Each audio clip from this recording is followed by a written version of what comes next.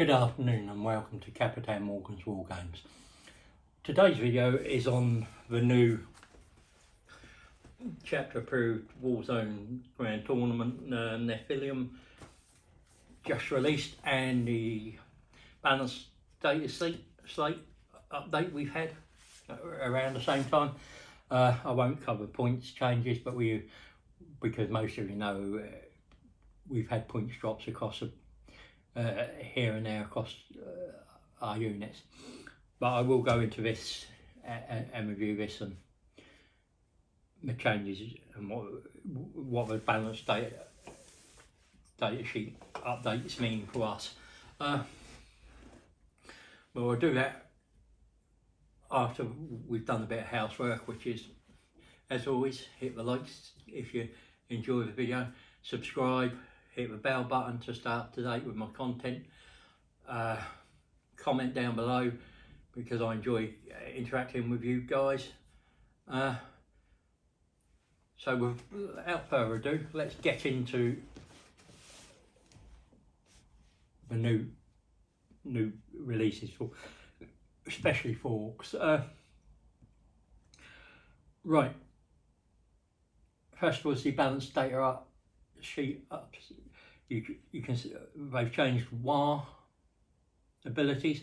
You can now, well, the advance and charge was always there, and the +1 to strength and attacks was always there. What they've added is a 5+ invulnerable state save to all models,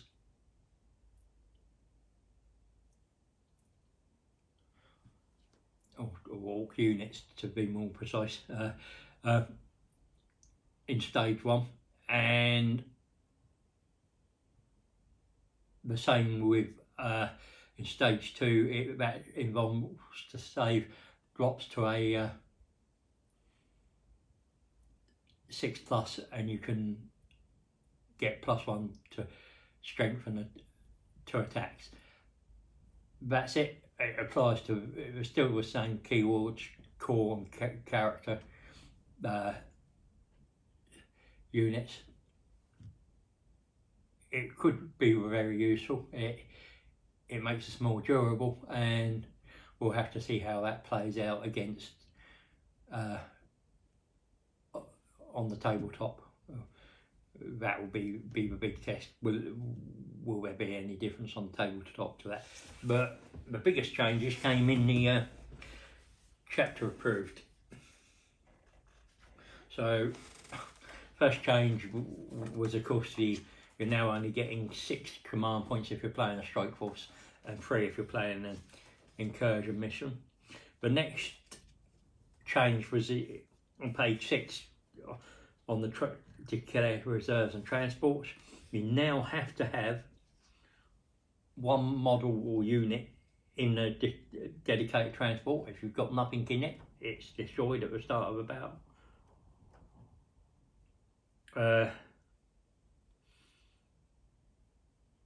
It's treated as being destroyed, so need to have that. It doesn't really affect us, but there were some armies that you could put spam dedicated transports quite easily.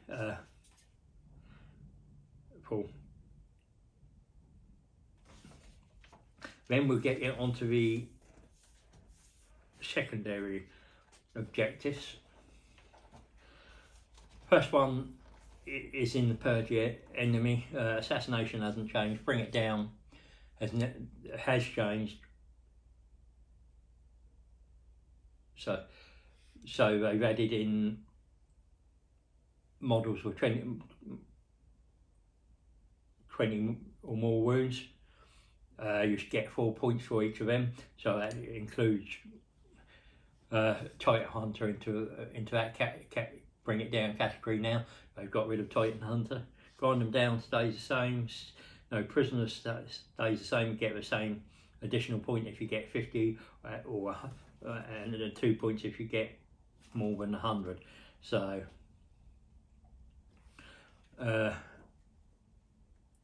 no changes there. Warcraft, no changes. Warp ritual, is next at 12, but no, I think, yeah. Psychic interrogation. Now this is an interesting one. One psychic character unit from your army can attempt to perform this psychic action in your psychic phase if it isn't 24 inches of any enemy character units. In addition, if the result of a psychic test is equal to or greater than the leadership characteristic of an enemy character model within 24 inches of a psychic unit that completed this psychic action, you gain 1 command point at the end of the phase. So it's a way of trying to regen CP, which, considering what we start with, might be useful. Behind enemy lines hasn't changed. Engage has changed slightly in the fact that it's now you've got to be 6 inches away from each other table quarter, and aircraft, so flight aircraft now don't qualify to do that. You also have to, a starting unit has to have 3 or more models in as well, so it has to start with 3 or more models in. But if it had, you lose half of them and you've only got 2 left, it can still do it because you started with more than 3. Raise the banners, slight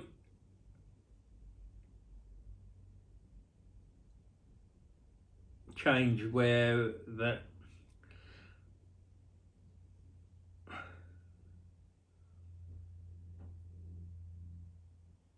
banner is only now removed if your opponent controls the objective marker at the start of any command phase.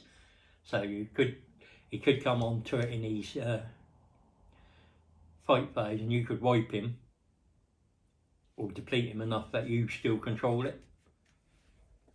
So if that happens, you don't lose the banner on it, which is quite good. Nephilim data, has there been a change here?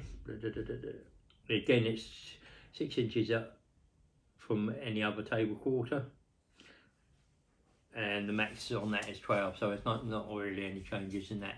I won't go through each armies list because that's not, I don't have all those armies. I will do orks. Do I do Space Wolves? Let's have a look at the Space Wolves ones quickly.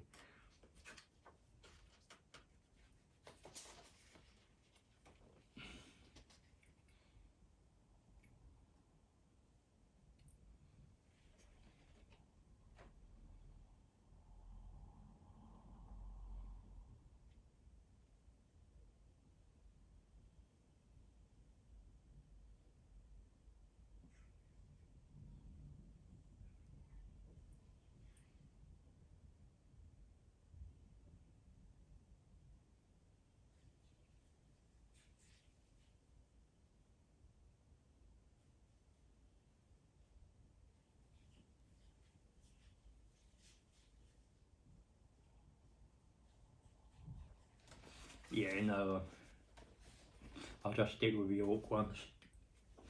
Right, so the orc ones, Stomp and Good, pretty much nothing has changed.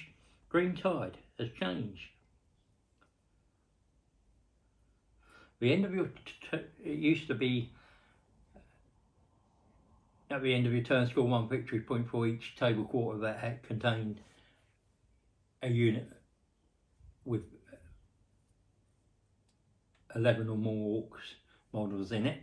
Now it says at the end of turn, your turn score 1 victory point for each table quarter that contains 10 or more orc models from your army, excluding models that are within 6 inches of any other table quarter. They're making that distinction in quite a few of them.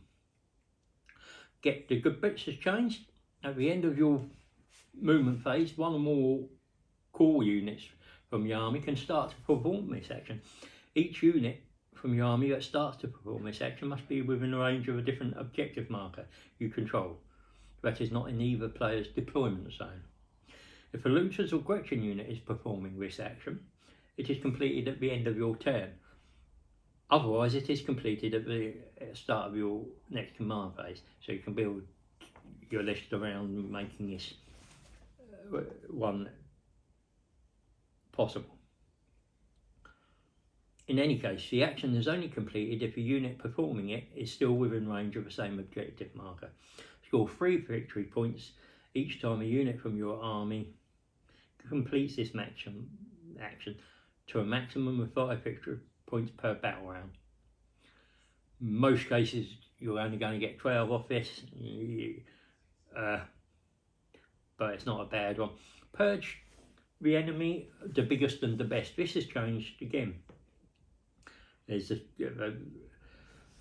so at the end of the battle round, score 2 victory points for each of the following achieved by your warlord to a maximum of 5 victory points. An enemy character, monster or vehicle unit lost any wounds as a result of an attack made by your warlord. So that's 2 points. 5 or more models were destroyed as a result of an attack made by your warlord in this battle round. That's another 2 points. An enemy unit was destroyed as a result of an attack made by your warlord. That's another 2 points. And your warlord is within range of an objective marker you control that is not within your deployment zone. I'm looking at that and thinking you'll probably be able to score that 3 of those quite easily. So in the first 3 rounds, you're probably maxing that out. So we've got all that's pretty good. I've had a look at the missions, and from what I can tell, there is no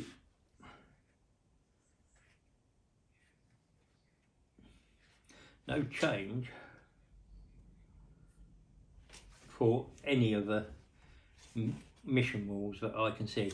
All they've added is a Battlefield CP bonus, which means that in the mission at the start of each player's command phase, both players gain 1 CP.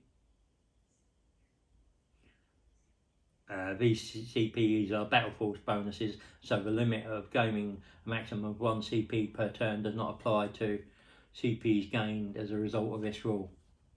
So you can then, if you've got a thinking cap, you can gain it through that or through the psychic interrogation. So you've got two options of gaining CP there. Other armies will have other ways of doing it. And then just your rules in the back, which is pretty good. Overall, for the price, that's a pretty good book. Decent, 3 points, and the data slate. So what does that mean for orks in general? I think it saw orks reasonably well. I still think Goth pressure list is probably the best way to go. Personally, it's the one that seems to have legs in. I would probably be building around two of the ork secondaries, and then probably psychic interrogation or grind them down, or depending on or no prisoners, depending on my opponent. I generally play next, so it's probably going to be I'm probably going to look at no prisoners more often than not with him. But psychic interrogation I can do without getting stopped, and it does generate a CP bonus, so I might just push out for that. And that with points drops, you're going to get a bit more bang for your buck as well. So a few more models in and units in for that 2k than you did previously. Gretchen are worth taking now, just to do the good bits secondary objective. It's a cheap way of getting that, but over and all, I'm pretty impressed. And yeah, okay, armour of contempt's a bit of a problem, but as I said, if you're playing a Goth pressure list and you're taking gas, the speed wire gives you an extra AP on your ranged attacks, so that's going to help out massively there, and you'd be looking at copters, you'll be looking at the buggies, where most of the things on there are -2 with a speed wire, that's -3. So armour of contempt isn't going to be that much of an issue. And any close combat, you're not going to be. It's going to be weight of shots that are going to matter. It's just going to volume of shot or attacks will win through. So I think you're looking at a Goth pressure list, as I said, probably with a little bit of shooting backed up with that to back up that all those melee attacks. Well, thank you I hope you've enjoyed the video, and thank you for watching. And remember, thank you for watching. If you've have enjoyed, please hit the like button, press the subscribe button, and hit the bell button to stay up to date with all my content. Also feel free to share anything you've enjoyed. Remember, everybody knows the dice are loaded.